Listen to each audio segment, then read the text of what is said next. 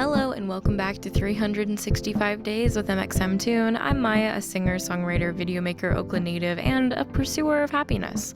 I'm also a huge fan of history. I love untold stories, gross facts, and secrets, anything weird, dark, and funky from the past. Each day I'm going to share one of my favorite deep cuts with you, so let's take a look at today's story. It's 365 with mxmtoon. New facts every day, so don't leave too soon. I'm gonna teach you stuff, no it won't be tough. Gonna go a year till you've had enough. It's 365 mxmtoon. On this day in 2018, the World Happiness Report named Finland the world's happiest country.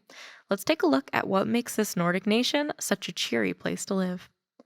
You might be wondering what even is the World Happiness Report. It does sound kind of fake, but it's actually an annual survey conducted by the United Nations Sustainable Development Solutions Network. Happiness might seem like a soft, abstract thing to measure, but the report's methodology makes sense. They determine rankings based on 6 key variables: income, freedom, trust, life expectancy, social support, and generosity. So, wait, people are happier when they have healthcare, a stable income, and a supportive community? Maybe we should be taking notes. These rankings have been compiled annually since 2011 by analyzing a wide variety of data, but Nordic countries like Finland, Norway, and Sweden have consistently ranked near the top of the list. Not to be a downer, but here in the United States, we're number 18. Hey, that's not terrible, but we can probably learn a lot from our Finnish friends across the pond. In 1917, Finland declared independence from Russia as the long-standing empire crumbled. But this created a power vacuum in Finland, which meant that the Finnish people needed to establish a governing body in the wake of their new freedom. At the same time, Finland experienced the global industrial revolution. As workers reckoned with unsafe working conditions and low pay and rapidly growing industries, the labor movement paved the way for the formation of the Finnish Socialist Workers' Republic. This group, referred to as the Reds, gained traction, but Finland was in a German sphere of influence, so its more conservative factions allied with the German Imperial Army, who was referred to as the Whites.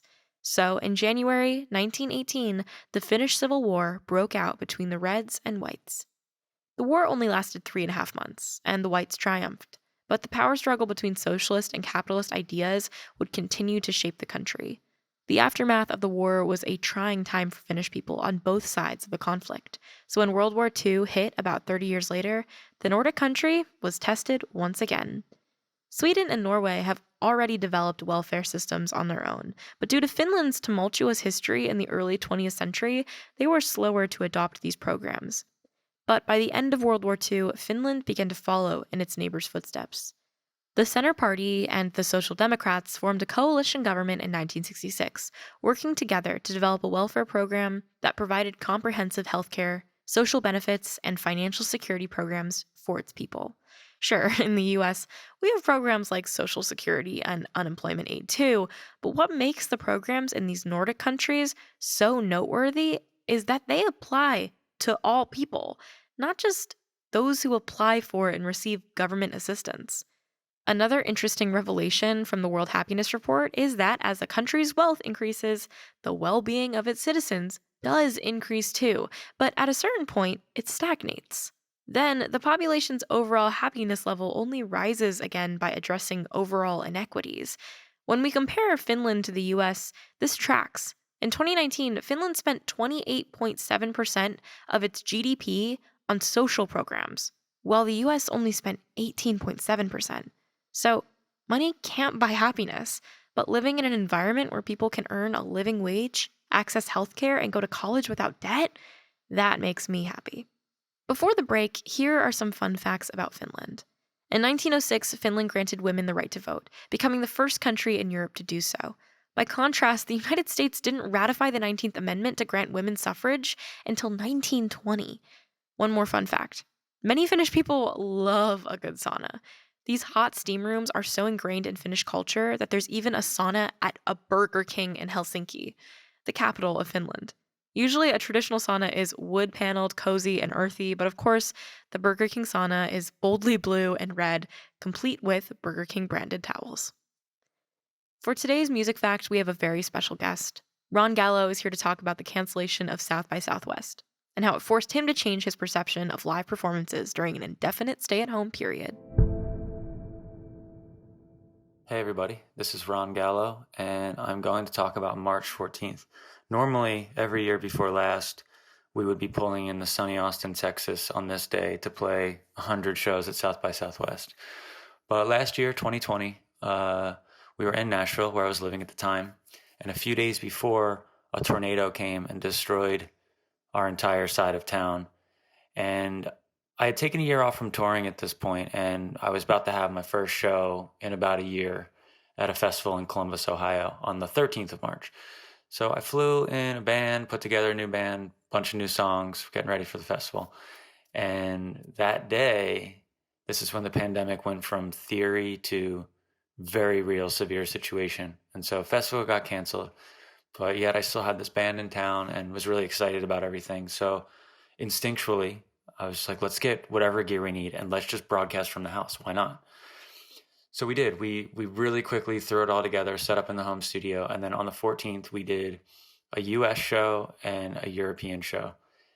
And thousands and thousands and thousands of people tuned in and sent crazy donations. And we're just so excited because a lot of people had already been on lockdown. A lot of people were pretty terrified at the time. And so this felt like the first adaptation to human connection that would become normal over the last year.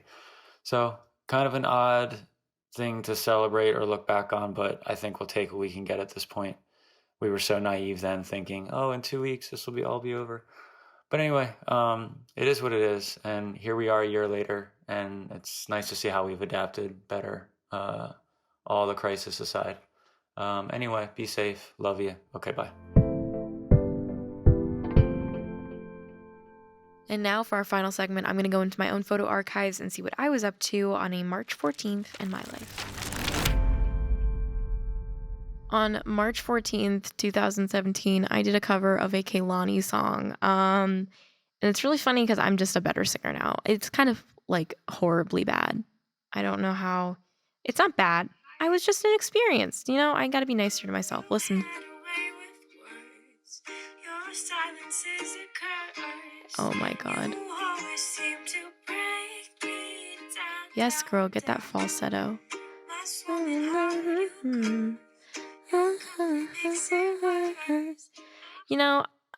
I wasn't in vocal lessons at that point.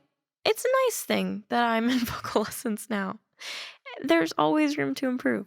I think that's something that's been a nice learning process for me.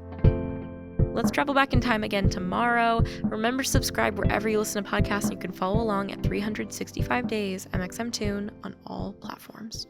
It's 365 with mxmtoon. New facts every day, so don't leave too soon. I'm gonna teach you stuff, no it won't be tough. Gonna go a year till you've had enough. It's 365